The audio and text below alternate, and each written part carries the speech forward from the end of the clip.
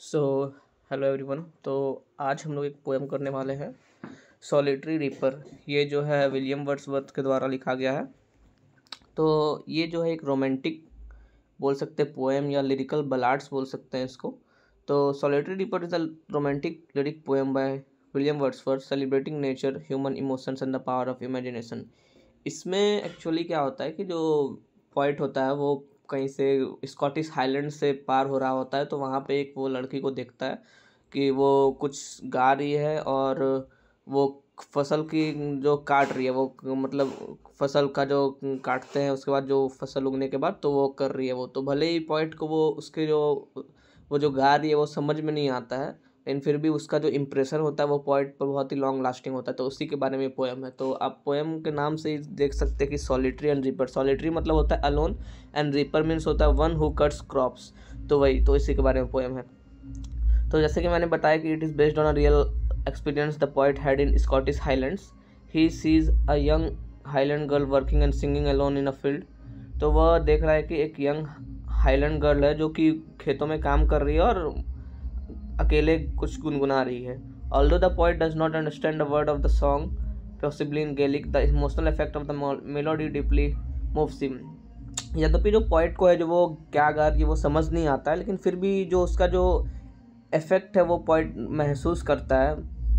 The poem is a perfect example of how simple rural life when observe closely can create deep feelings and inspire poetry. तो जो poem है ये एक perfect example है कि कैसे कोई सिंपल रूरल लाइफ जब उसको हम लोग करीब से बारीकी से देखते हैं तो वो कैसे हम लोग के ऊपर एक इम्पैक्ट डालता है और कैसे उसके लॉन्ग लास्टिंग इम्पैक्ट हम लोग के दिमाग पर पड़ता है और हम लोग उससे बहुत दिन तक याद करते हैं, फील करते हैं। तो चलिए इसका हम लोग स्टैंजा 1 से शुरू करते हैं। तो the point notices a young girl working alone in a field. तो पॉइंट जो है जा रहा है स्कॉटिश हाईलैंड से, वह एक यंग गर्ल को नोटिस करता है जो कि खेतों में काम कर रही है। She is reaping and singing at the same time. वो क्या है, क्रॉप्स को कट कर रही है, फसल को काट रही है और एट द सेम टाइम वो कुछ गुनगुना भी रही है, गा रही है। Her solitude catches the points attention, no one is helping हर।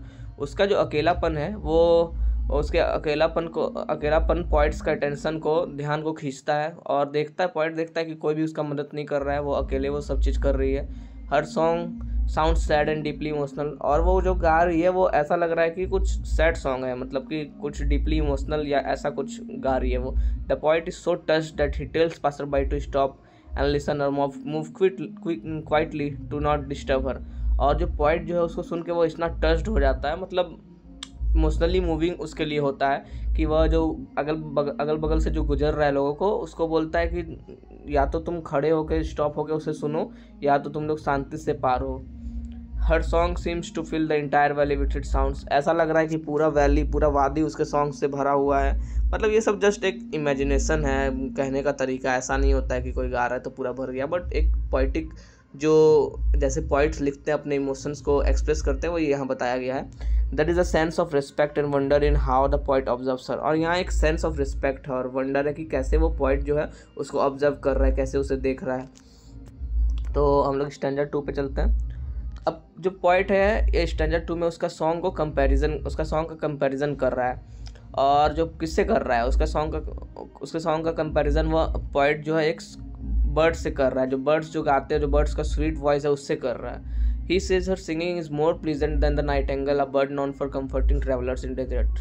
अब वो कह रहा है कि उसका सिंगिंग जो है नाइटिंगेल के सिंगिंग से भी ज़्यादा प्लेजेंट है। नाइटिंगेल क्या होता है, नाइटिंगेल एक बर्ड है। बोला जाता है कि जो बर्ड जो है वो कि जो ट्रैवल करते हैं डेजर्ट में, रेगिस्तान में ट्रैवल करते हैं, उससे वो कंफर्टिंग के लिए उसके आवाज़ जो सुनकर लोग मतलब थोड़े मोटिवेटेड होते हैं और अच्छा फील करते हैं। He then says it is also more thrilling than the cuckoo's song heard in the spring time. अब यह बता रहा है कि यह सॉन्ग, उसका जो सॉन्ग सुन रहा है वो यह कक्कू मतलब कि कोयल के सॉन्ग से भी ज़्यादा अच्छा है, मतलब ज़्यादा थ्रिलिंग है। जो वो कोयल जो वो स्प्रिंग के समय में गाती है, वसंत में।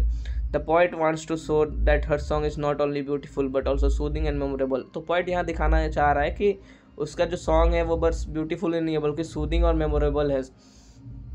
सूदिंग मतलब क्या होता है, जो हम लोग के दिल को सुकून पहुँचाता है। These comparisons highlight that human emotions when expressed naturally can be more touching than even the most celebrated sounds in nature। और अब यह क्या बता रहा है, ये कंपैरिजन दिखा रहा है कि ह्यूमन एक्सप्रेशन जब हम लोग उसको खुल के एक्सप्रेस करते हैं, तो जब उसको नेचुरली हम लोग एक्सप्रेस करते हैं तो वो और भी ज़्यादा टचिंग हो सकता है, जो कि बहुत सारे साउंड्स हैं जो बर्ड्स हैं या कोई भी नाइटिंगेल गा रही है या कोयल गाती है, उससे भी ज़्यादा टचिंग हो सकता है ह्यूमन सॉन्ग जब उनके ह्यूमंस के एक्सप्रेशन को नेचुरली एक्सप्रेस किया जाए। Theme in this stanza power of human emotion beyond beauty beyond nature and musical comparison. तो हम लोग अब थर्ड स्टैंजा पे चलते हैं, imagining the meaning of the song. अब जो पोइट जो है वह इमेजिन कर रहा है कि क्या मीनिंग हो सकता है इस सॉन्ग का जो वो गा रही है। The poet admits that he cannot understand the actual words of her song। Poet admit कर रहा है कि वह समझ नहीं आ रहा है कि एक्चुअल वर्ड क्या है सॉन्ग का, वो या वो क्या गा रही है, उसका मीनिंग पोइट को समझ नहीं आ रहा है। He begins to imagine what the song could be about, और वह इमेजिन करने लगता है कि सॉन्ग किस बारे में हो सकता है वो song. He wonders if it tells of a sorrowful event from the past like a war और पर्सनल ट्रेजेडी। अब ये सोच रहा है क्या एक कोई सोरोफुल इवेंट के ऊपर वो गाना है कि फ्रॉम पास्ट बीते हुए पास्ट से है, लाइक वार कुछ युद्ध से, या पर्सनल ट्रेजेडी या अपने ऊपर कुछ हादसा हुआ उसके ऊपर वो गा रही है। और maybe the song expresses daily sadness और point that people may go through. और क्या ये भी हो सकता है कि यह सॉन्ग जो है डेली सैडनेस और पेन को एक्सप्रेस कर रहा है जो पीपल अपने रोज़मर्रा के जीवन में सहता है। Even though the exact story is unknown, the depth of feeling in her voice makes it universally emotional. तो अब कह रहा है कि एग्जैक्ट स्टोरी तो उसे पता नहीं है, लेकिन फिर भी द डेप्थ ऑफ फीलिंग, जो उसके आवाज़ में वो जो फीलिंग है, वो उस आवाज़ में उसके जो पेन है, वो उससे यह पता चल रहा है कि ये कुछ तो एक इमोशनल फीलिंग को बयां करने के लिए वो गा रही है। द पोइट सोच that emotion does not need translation, it is beyond language. अब यहाँ पोइट बहुत अच्छा बोलता है कि जो हम लोग को कभी कभार देखते हैं कि जैसे हम लोग जानवर ही होते हैं, तो जानवर बोल नहीं पाते, लेकिन उनको देख के हम लोग समझ तो जाते हैं कि वो दुखी है या उदास है। तो इसी तरह ये बोल रहा है पोइट कि इमोशंस को समझने के लिए लैंग्वेज का जानना या ट्रांसलेशन जानना कोई ज़रूरी नहीं है। इमोशंस जो है, इमोशंस को समझने के लिए हम लोग का इमोशनली इंटरप्रेट करना पड़ता है वो चीज़ को। ऐसा नहीं है कि हम लोग उसका मीनिंग जान रहे तभी वो हम लोग को चीज़ समझ में आएगा। इसलिए पॉइंट कह रहा है कि जो इमोशंस है, to identify any emotions of human beings, it is not necessary that we need that translation of that language. Emotion is beyond language. अब स्टैंजा 4 में कह रहा है lasting impact on the poet. अब इसका जो है कि क्या प्रभाव पड़ा पोइट पे, जो ये डिस्क्राइब कर रहा है। तो poet describes how he stood there still and silent listening to the girl. अब पोइट डिस्क्राइब कर रहा है कि कैसे वो वहाँ पर शांत खड़ा हो गया था और उस लड़की को सुन रहा था। After some time he quietly walked away leaving the scene. और कुछ समय के बाद वह शांतिपूर्ण से वहाँ से चला जाता है। But the memory of the song stayed with him. भले वो वहाँ से चला गया, लेकिन उसका मेमोरी जो है, वो जो सॉन्ग है जो वहाँ पे वो सुना उस लड़की से, वो उसके साथ हमेशा के लिए रह गया। Even though the song stopped, it echoed in his heart. यद्यपि जो है गाना तो बंद हो गया, लेकिन उसका जो गाना का धुन है, स्वर है, उसके धड़कनों में आज भी वो इको करता है, मतलब गूंजता है। The music gave him a sense of inner peace and lasting Joy. और म्यूजिक जो है क्या किया, उसका एक इनर पीस दिया और लास्टिंग जॉय, वो ऐसा जॉय जो हमेशा उसके दिल में धड़कता रहेगा। यह नहीं है कि मतलब उसे भूल गया।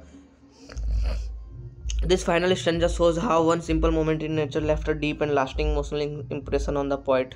और ये फाइनल स्टैंजा यह दिखा रहा है कि कैसे कोई एक सिंपल मोमेंट ऑफ नेचर कैसे हम लोग को मतलब एक डीप और लास्टिंग इम्पैक्ट छोड़ता हम लोग के ऊपर।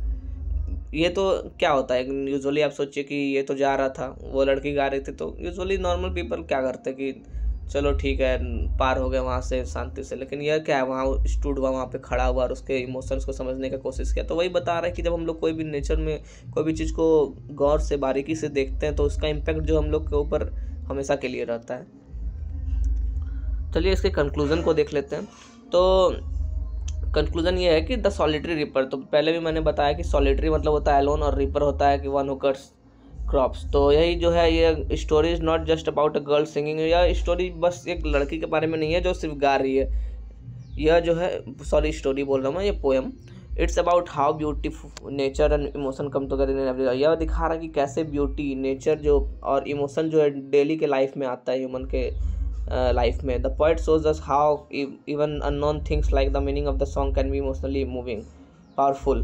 अब यह पॉइंट दिखा रहा है कि कैसे कुछ अनजान चीज़ें भी, जैसे कि मीनिंग ऑफ द सॉन्ग जो है वो उसको पता नहीं, लेकिन फिर भी वो कितना इमोशनली पावरफुल हो सकता है। It also reflects the romantic belief that deep emotional experiences are more important than facts और लैंग्वेज। और यह इसमें रोमांटिक बिलीफ पर यह जोर डाल रहा है कि डीप इमोशनल एक्सपीरियंसेस जो इमोशनल एक्सपीरियंसेस है वो इम्पॉर्टेंट है, किससे, फैक्ट्स और लैंग्वेज से। कि लैंग्वेज जानना या कोई फैक्ट जानना उससे मतलब कि यहाँ यह बेसिकली यह दिखा रहा है कि ये तो रोमांटिक एज का पोइट्री है। तो इससे पहले क्या था, न्यू क्लासिसिज्म था, एज ऑफ रीजन्स बोल सकते हैं जिसको, या एज ऑफ इनलाइटनमेंट। तो उसमें क्या हो रहा था कि लोग जो है पोइट जो है हर चीज़ में रीजन्स ढूंढ रहे थे, साइंटिफिक रीजन्स पर जोर डाल रहे थे, तो उसमें इमोशंस जो है उतना वैल्यू नहीं हो रहा था। तो वही पॉइंट यहाँ पर इस में बताना चाह रहा है कि जो है कि रोमांटिक बिलीफ है कि रोमांटिक एरा में ये वह पॉइंट जो इसको रिवाइव करना चाह रहे हैं कि इमोशनल एक्सपीरियंसेस ज़्यादा इंपॉर्टेंट है रेदर देन सम फैक्ट्स और लैंग्वेज।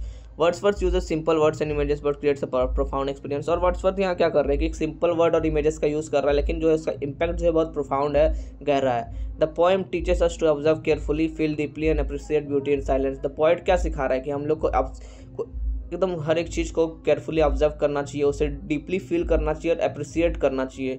ब्यूटी इन साइलेंस, जो कोई सौंदर्य है उसको चुपचाप खड़े होकर सुनकर हम लोग को कभी कभी अप्रिशिएट भी करना चाहिए। तो आई होप कि आपको यह एक्सप्लेनेशन पसंद आया होगा। Thank you.